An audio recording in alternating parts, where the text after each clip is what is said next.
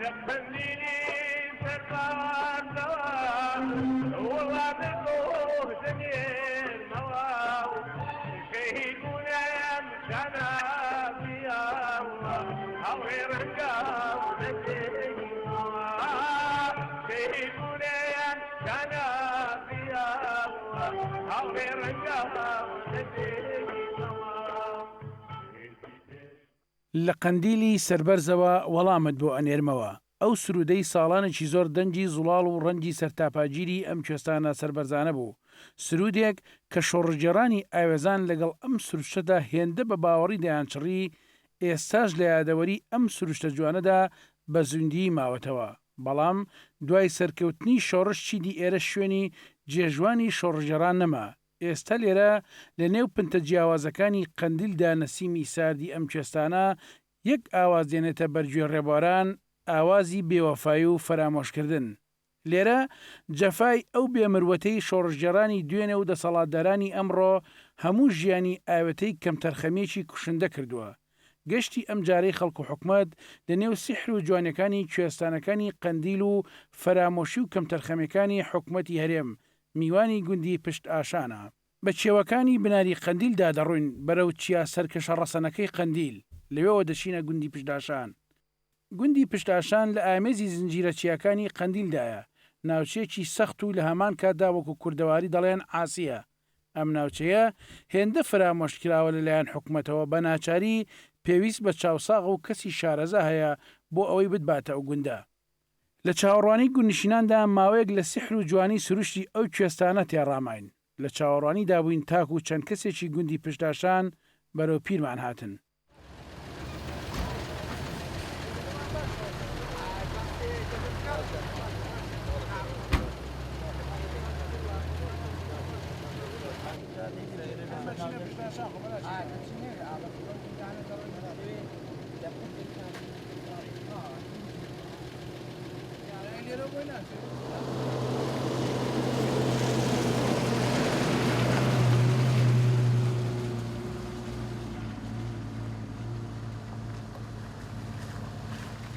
بەیەکەوە بەڕێککەوتین ئێمە پێمان وابوو زۆر بە ئاسانی دەگەینە ناوگوندەکە بەڵام ڕێگایەکی تابڵی سەخت و ناخۆش ڕێگایەک وەک ئەوەی ڕۆژێ لە ڕۆژان ئەم ناوچەیە لایەنکەی خەبات و بەرخۆدانێکی توولانی نەبوو بێت ماندووبوونێکی زۆری دەوێت تا دەگەیتە گوندی پشتاشان نزیکەی یەک کاتژمێرونی و بە ئۆتۆمبیل بەڕێوە بووین ئەگەرچی هەوراز و نشێوی زۆر لە ڕێگاکەدا هەبوو بەڵام سروشتی جوانی ناوچەکە هەموو ماندووبوونێکی لەبیر ڕێبواران دەبردەوە وەک ئەوەی سروش بەڵێنی بەڕێبوارانی ئەم ناوچەیە دابێ کە بە دیمەنە ئەفسوناویەکانی هیلاکی و ماندووبوونی ڕێبواران بەحەسێنێتەوە هەر بۆیە هاژە و قەڵبەزەی چەم و ئاوی ڕووبارەکان کە دیار بوو لەسەر چیاکانەوە داهات نەخوارێ هەموو ئەوانە بەشێکی کەمی جوانی ناوچەکە بوون ئێمە بەناو گوندەکاندا تێدەپەڕین دەچوین بەرەو گوندی پشتاشان و قڕناقا دواهەمین گوندە لە بناری قەندیل و لە نێوان سنووری دروستکراوی کوردستانی باشوور و ڕۆژهەڵات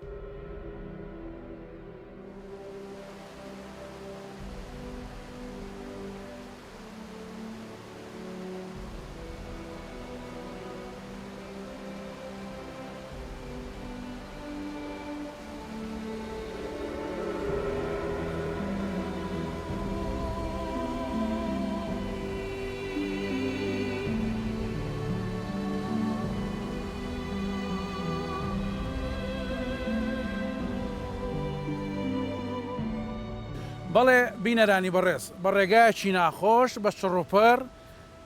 کەمێک زەحمەت هاتینە خزمەت گونیشنانی گوندی پشت ئاشان لێرە کۆمەڵێک گرفتیان هەیە ئەم گوندە بە هیوایەوەی ئێمە بتوانین لەم بەرنامەدا و ئەتوانین بڵین لەم بەرنامە تایبەتەی خەڵکو حکومەتدا کێشەکانیان بخەینە ڕوو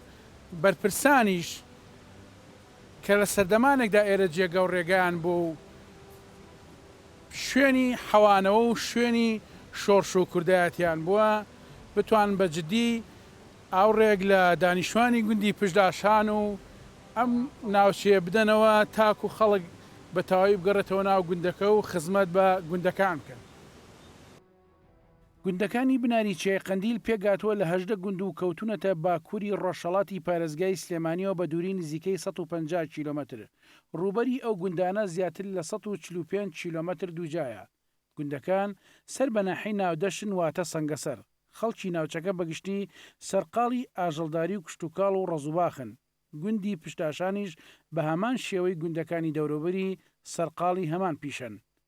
گوندی پشتاشان نزیکەی 35 کیلۆمەتر لە ناحەی سەنگەسەرەوە دوورە. مێژووی دروستبوونی پشتاشان دەگەڕێتەوە بۆ ساڵی 1920 زاینی. گوندی پشتاشان لە ساڵی 1950دا ناحێ بۆ بەناوی ناحەی پشتاشان و قڕناقە. لە ساڵی 1970 دانیشتوانی پشتاشان و هاوسێ گوندەکانی لەلایەن ڕژێمی بەعسەوە ڕاگوێزران. دواتر بۆی ئازادبوونی و لەلایەن شۆڕشەوە گوندەکە ئاوەدان کراوەتەوە، بەڵام لە ساڵی 1970دا دووبارە وێران دەکرێتەوە هەتا دوای ڕاپەڕین لە ساڵی 1992دا. گوندنشینان ئەو دەمە بە هیوای سەرکەوتنی شۆڕش وەفای دەسەڵاتی کوردیەوە گەڕانەوە ناوچەکەی خۆیان و کە ساڵانێکی زۆر لەلایەنکەی شۆڕش بووە، بەڵام ساڵان هات و ساڵان ڕۆی جگە لە کەمتەرخەمی و فەرامۆشکردن و بێوەفایی گوندنشینان هیچی تریان لە شۆڕجەرانی دوێنێ و دەسەڵاتدارانی ئەمڕۆ نەبینی.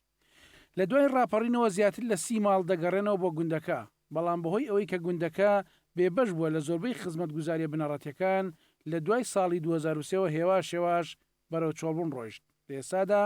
لەبەر نەبوونی خزمەتگوزاری گوندنشینان تەنها دەتوانن وەرزەکانی بەهار و هاوین لە گوندەکەدا بمێنەوە. پشتاشان لە ئێستادا و بە تایبەتی لە وەرزیستاندا لەبەر نەبوونی خزمەتگوزاری وەک ڕێگاوبان و کارەبا و نەخۆشخانە و خوێندنگا ناچارن گوندەکە چۆڵ بکەن تا وەرزی بەهار و هاوین. ئەویش گەڕانەوەیان لە وەرزانەدا تەنها بۆ خزمەتکردنی ئاژەڵەکانیان و ڕەز و باخەکانیانە.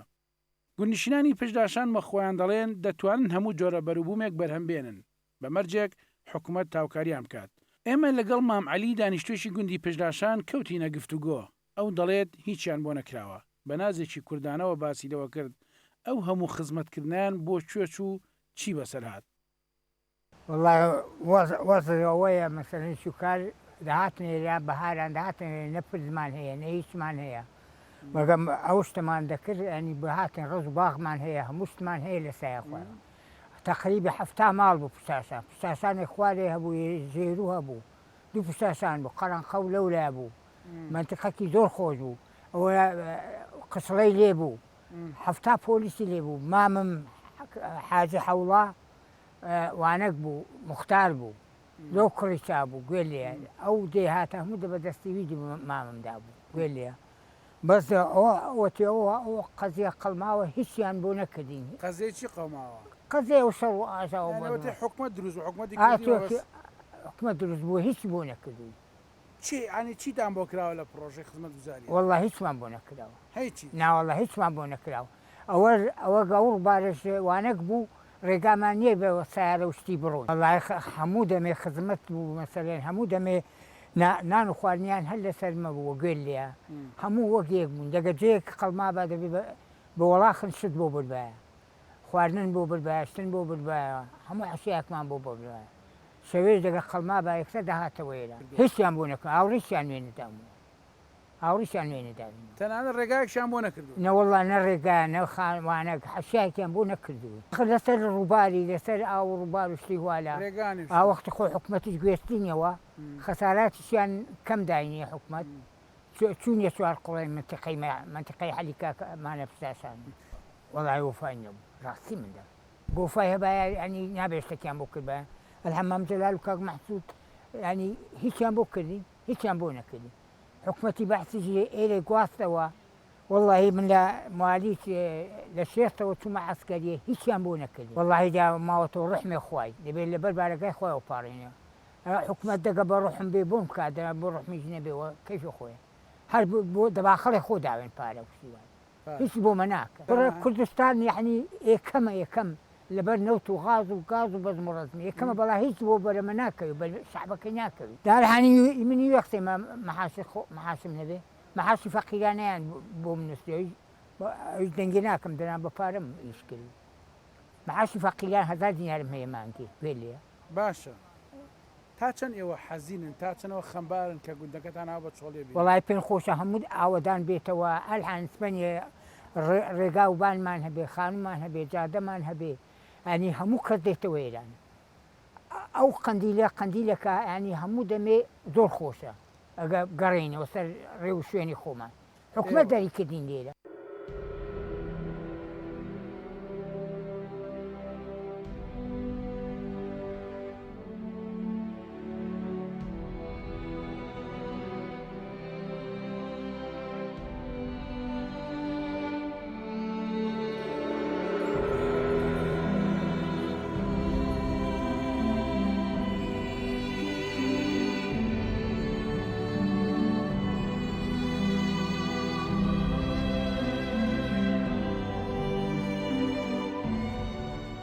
قادر حاجیەکی دیکە لە گونیشنانی پێشداشان ئەو خۆی پێخۆش بوو لێرەدا قسەمان بۆ بکات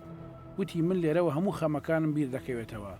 ئەم گوندنشینە بێوەفایی دەسەڵاتداران بەرامبەر گوندەکەی هێندە ناڕەحەتی کردبوو هەموو جەستەی بوو بە زمان بۆ ئەوەی بەڕەوانی گزارشتیان لێ بکات. کاکە ئێمە کاتی خۆی پێشەوەی کە لێرەوە تەرعیل بکرین بگوازرێنەوە بۆ دەگا زۆرێنبێتان لێرە ژیانەکەمان بە ئاژەڵداریەوە خەریب کەسا بە دووەکو توتن و ئاژەڵداری ئەو زۆرەشتانە خەریب بوون لێرە چۆمان دەکرد بۆ سەنگەسەر لێرە ڕا بە وڵاخی دەڕۆیشتین بۆ سەنگەسەری لەوێ شت و مەکەکانمان داهێنا و بۆیانە زستانان لێرە خستنمان دەکرد و دەما خوات. بەڵام لێ سادا بڵێن کەرچوونەوە ئۆردوگایەکان و لەوێ هەریەک بە شتێکی وە خەریکە هەیە بە هەنگداریەوە خەریکە و هەیە باژەڵداریەوە خەریکە و هەیە بە کشتتوکڵەوە خەریکە و هەیە بەس نەمامی گوێز و ئەو شتانەیە میوەی ئەو جۆرەشتانەیە هەیە جا هەریەک بڵێنەوە ئیشێکی دەکەن وڵی دات گوێر دەزانیت گوێز وا هەیە عمری لەوانەیە لە 200 ساڵیش تێپەڕی هیواش هەیە 100 ساڵ لەبێ وایە 50 وایە لە تەمەنی مندانراوەستان بۆ خۆم باغم هەیە گوێزدام ناوە لە تەمەنی خۆم دامناوە گوێزشی داوەستا گوێز پێگەیەنەوە تویەکە وڵایە گەڕینەوە خەڵکی یەکجا زۆری لێ خەڵک لەوانێت تا 50 ماڵێکی لێ ژیا بێ بەڵام بە دوای ئەوەی داکە بەهۆی ئەوەی کە نەخۆشخانەی لێ نەبوو مەکتەب و قوتابخانە جۆرەشتانەی لێ نەبوو خەڵکەکە ناچار بوو لەبەرەوەی کە تەلەبەی هەیە بگەڕێتەوە بۆ ناوشارەکان و بەرە بە خوێنی منداڵەکانیاندا لەبەرەوەی هەتا ئێستا هیچ پرۆژێکی خزمەت گوزاری بۆ ئێمە نەکراوە لەبەرەوەی کە کاتی خۆی ئێرانان پێیان دەگولانکەی شۆڕش هەر شۆڕەکە سەری هەڵدا بێ لێرەوە سەری هەڵداوە بەڵام بەداخەوە زۆریش بەداخەوە تا ئێستا هیچیان بۆ ئێمە نەکردووە بەڵکو هیندە کەس هەیە دەستی بەسەر سەربەت و سامانی کوردستان داگرتووە و بەڵێ ئەمەکە خەباتمان کردووە بۆەوەمان نەکرد کە هەندێک خەڵک بتوانی سوودی لێ بینی هیندە خەڵکیش فەرامۆژ بکرێمە بۆ ئەومان خەبات نەکرد بۆ ئەمان کرد کە هەموو خەڵک بە یەکسانی بژی ناڵین هەمووش یەکسان وەکو یەک بێ بەڵام بۆی کە هەر نەبێ ئەمەش جانێکی مناسب بەرینە سەرێ و بتوانین بژین لەو کوردستانە کە ڕۆژێک لە ڕۆژانەمەش بتوانی فەخر بە خەباتی خۆنەوە بکەین بتوانین بڵێن کاکەمەش خەباتمان کردووە و ڕاپەڕینمان کردویان ئەوەندە ساڵە پێشمەرگایەتیمان کردووە بۆ ئەوەی کە ئەمە ئەوەش داهاتەکەمانە بەرهەمەکەی بیخۆین بەڵام بەداخەوە بەرهەمەکەمان نەخوارد و ماندووبوون باندووبوونمان خوارد بەس بەرهەمەکەمان نەخوارد لە سای سەری ئەو دو حیزبێک ئێستا لە کوردستاندا حکومڕانی دێت نەوەڵاهی وامان نەدەزانی بە حەقەت ئەو کاتی کە خەباتمان دەکرد ئەمە بەدڵێکی دڵسۆزەوە دەمان کرد و بۆ کوردیشمان دەکرد نەمان دەزانی کە ڕۆژێک دەبێت پراویست بخرێن بەڕاستی نەوەڵی بۆ ئەومان نەدەکرد بەڵام بەداخەوە ئێستا پراویست کراوین لە هەموو ڕوێکەوە ئەو بۆ خۆت و بە ڕێگات داهاتوی و ڕێگات بینیەوە بۆ خۆ دەزانی ڕێگاکەس ئەرێ وەڵام مەرگەسار ئەرێ وەڵایەوە دیواری مەرگ هەبوو کاتی خۆی یاریەکیان دەگرت پێیان دەگو دیواری مەرگی مەش دیواری مەرگە خۆ شانسە دەرچی یا دەرنەچی بۆ خۆ ڕێگا کردی کاری چۆربوونی ئەم گوندانە بەهۆی ئەوەیە کە ئێستا عرزم کردی کاکە لێرانان مەکتەبی لێنی نەخۆشخانەی لێنی بۆ خۆ ڕێگاکەت بینی و لە سەنگەسەری و کابرا لێرەوە نەخۆش بە خەڵک لێرەوە نەخۆش بە تا دەگەینە سەنگەسەری بەعقڵ نامێنێ وەنیا ئەوە دیارەوە ئاشکرایە لێرەش نەخۆشخانەمان نییە مەکتەبمان نییە هیچمان نییە بۆ خۆش جادە کارەبان نییە ڕێگاوبانمان نییە کا خەڵکەکە لێرە و ناژێ و زاتە لە بەشمانەیە کاکە و خەڵکە چ بکا لێران تۆ ئاگاداری داهات و بودجێ و پارەیە وڵاتی نەوەڵە نەوەڵات تا ئێستا نازان بەس لە کەناڵەکان بیستومەدە نەوەڵە وەتی زوتنەوەی گۆڕانی دروست بووە بەڕاستی تۆزێک لی تێگەیشم کە بودجەکە چەندە و بەڵام کەس نازانی بۆ کوێ و بۆ کوێ سەر بدەکرێت زانیتە بودجە زۆرە پارە بەڕێ وڵات زانین پارە زۆرە بودجە زۆرە بەڵام بداخەوە هیچی دیارنی بۆ کوێ نازانم ئەوە دەبێت لە حکومەت لە خۆیان پرسیم زانی چی لێ بۆ ئێوە نییە نەوەڵا بۆ ئێمە ناوەڵی ناوەڵە مەجالم نەدا تۆ ڕخنەی لە حکومەت بچکە حکومەت دەگە خزمەتی میلێت بکە بۆ ڕخنەی لێ دەگری کەس قبول ناکە بەڵام بەداخەوە وڵاتان هەیە لەمە دواشتان بۆ بکرێت نەوەڵی جومێدمان نییە لەبەرەوەی ئەوەندەیان وعدە پێداوینەوەندەیان وعد پێداوین هەتا ئێستا هیچیش نەکراوە بەڵێ و کاتی هەڵبژاردنان خەڵک دەڵێ دەنگ دەری بەڕێزەت و دەنگم متمانی خۆم پێ بەخشە من وات بۆ دەکەم وات بۆ دەکەم بەڵام بەداخەوە تا ئێستای چیا بۆی منە کردووە هەر دەچی بۆ 8 ملیۆنەکەی خۆ دەچیتە پەرلەمان دادەنیشیوە تا ئێستا جارێک دەستی والی نەکرد بڵێ من ئەو ڕخنم لە حکوومەتەیە دەبێ شتانە بکرێت نا بەداخەوە هیچی ناکرد.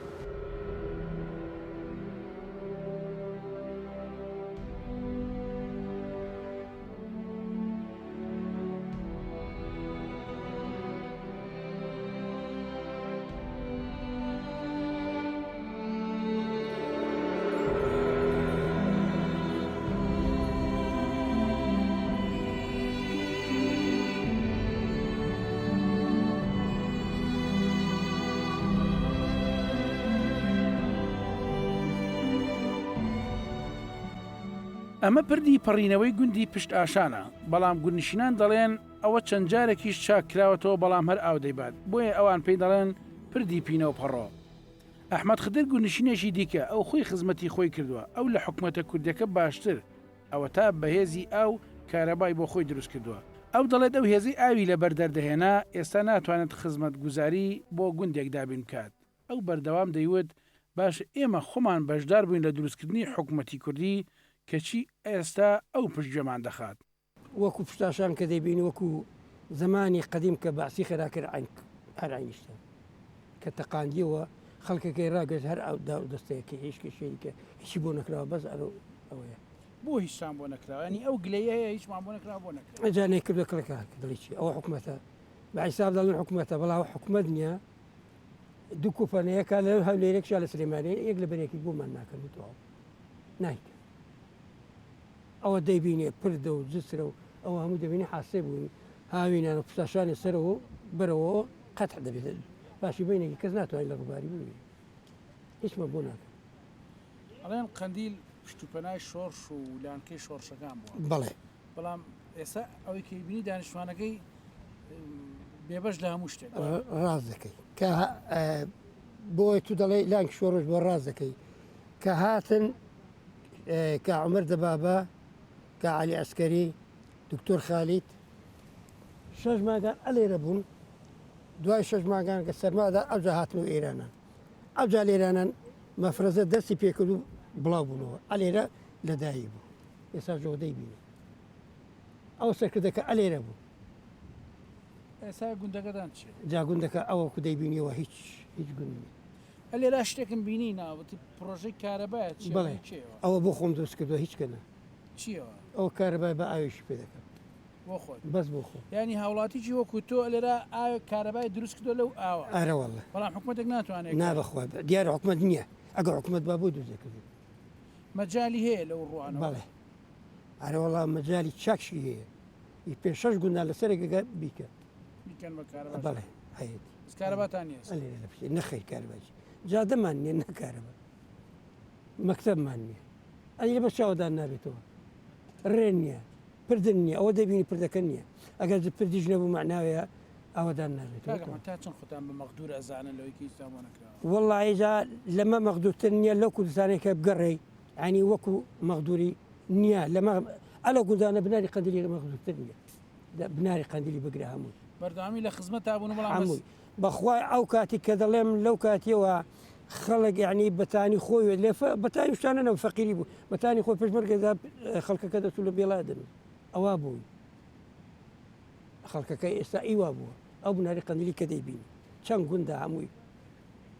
ئەو مەفرەزەکە دروست بوو هەمویان دەزانن ئەلان سەرکردەکە ماون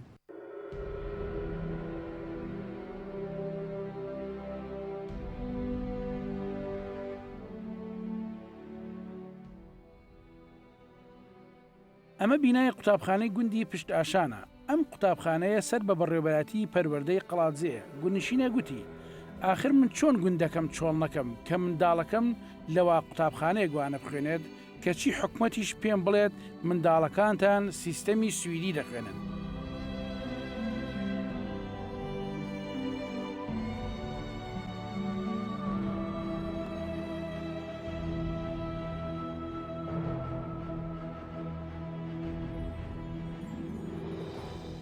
بەڵە بینەرانی بەڕێز ئەم شوێنەی کە منی لێوەستاوم ئەمە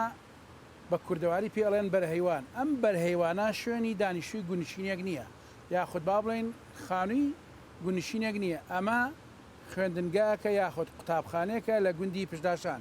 ئەمە قوتابخانەی حکوومەتی هەرێمی کوردستانە لە سەدەی 21 ساڵی 2013 ئێستا ئەم حکوومەتی هەرێمی کوردستانەی کە نەوت بە بۆری ڕەوانەی دەرەوە دەکات لە جیهاندا نەوتی هەرێمی کوردستان دەفرۆشرێت لەوانەیە ناوی کوردستان بە بۆنەی نەوتەکەیەوە لە زۆربەی وڵاتانی جیهاندا بهێنرێت بەڵام هەمویان بێ ئاگان لەوەی کە کوردستان قوتابخانەی لەم شێوەی هەیە هەمووشیان بێ ئاگان لەوەی کە داهاتی ئەو نەوتە کەس نازانی بۆکوێ سەیرە حکوومەتێک تا ئێستا شەرم نەکات قوتابخانەیەکی هاوشێوەی ئەم قوتابخانەی هەبێت ئێمە سەرکەوتین بەرەولای یەکێکی دیکەی گونشینان ئەویش مام عەبدوڵایە ئەو لای ماڵەکەی خۆی چاوەڕێی ئێمەی دەکرد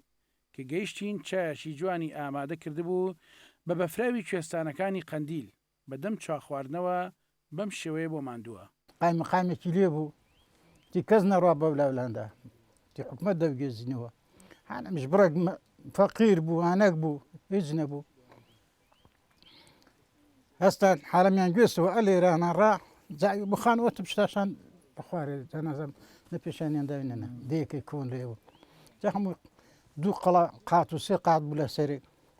وەڵا زە حالەمیان هەردەوە لە گوێستەوە جا ئەی بە پشتێ بوو ئەی بە هەنێکی بوو ڕۆشتین لەو کورتێکی لە کورتێکێکیان لێ زیل دەهینان دەیان داویتی وڵا جا ڕۆژنی هەندێکیان دەک لە خوارەچن بەڵا چابوو لە چوا قڕنەی ئێمان بە حەرزێ داداین پشوەکیان پێداین بە قسەی خۆ لەکێ ناسێکی خۆینەوە لەوەن دەرێ دەنا بە تەمام هەموو بە ڕێکا لە خوارێ بەڵا خوای دەست نەگر لەوەن دەریمانەوە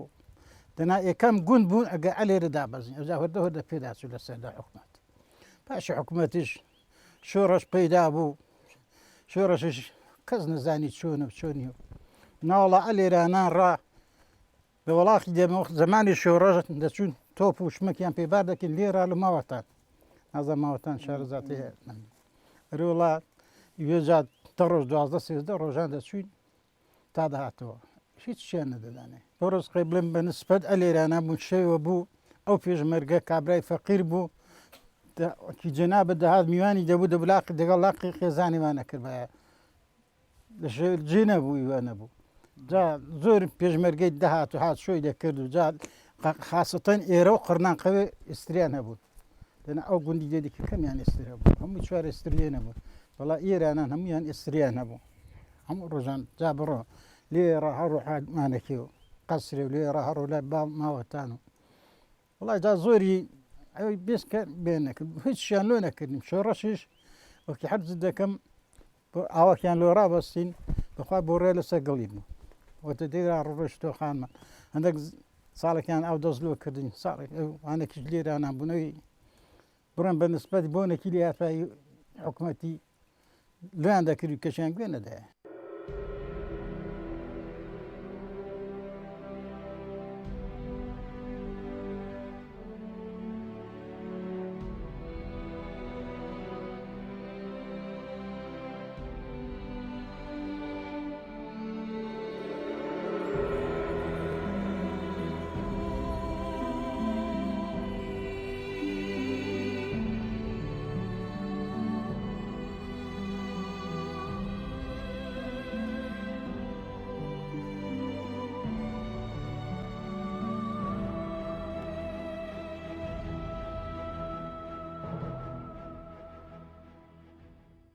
بە بڕوای من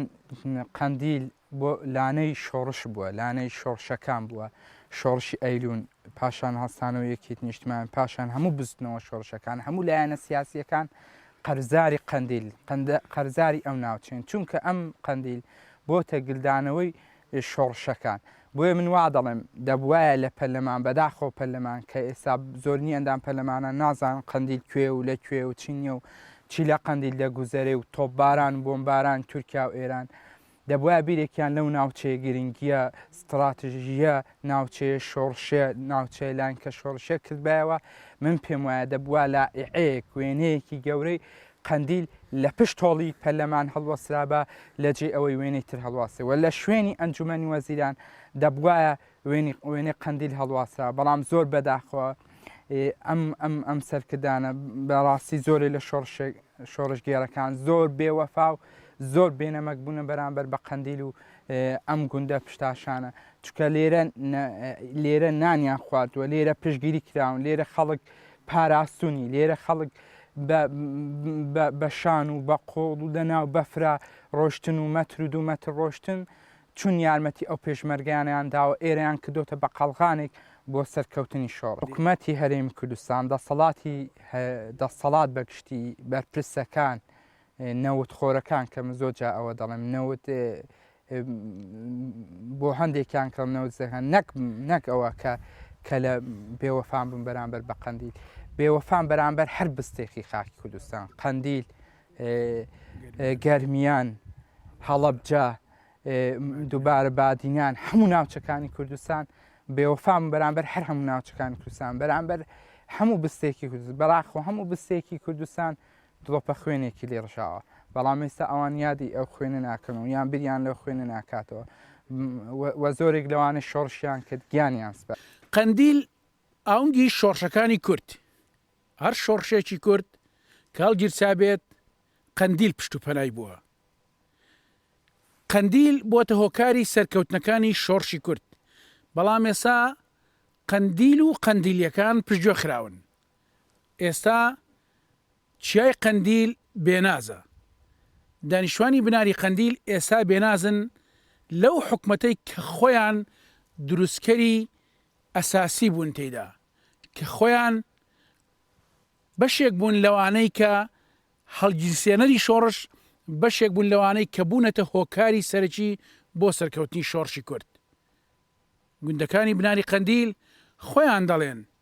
ئێمە خەباتمان کرد بەڵام چەند کەسێک دەیخوات گوندەکانی قەندیل دەڵێن